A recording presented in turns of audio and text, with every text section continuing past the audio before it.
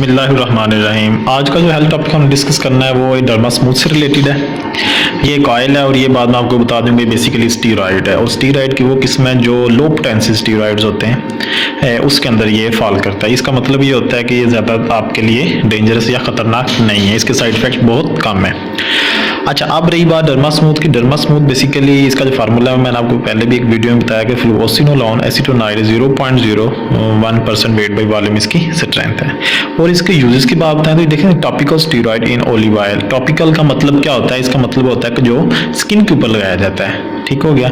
एक चीज़ ओरल है जो हमने खा लेनी है, ठीक है। एक चीज़ इंजेक्शन की मदद से जो ली जाती है उसे कहते हैं हम पारेंटरल वे से। और जो टॉपिकल है इसका स्किन तक है, स्किन के ऊपर अप्लाई जब की जाती है कोई चीज़ वो क्या है? टॉपिकल। ये सर में आप लगा सकते हैं तब भी टॉपिकल है, स्किन के ऊपर लगा सकते हैं तब भी टॉपिकल है।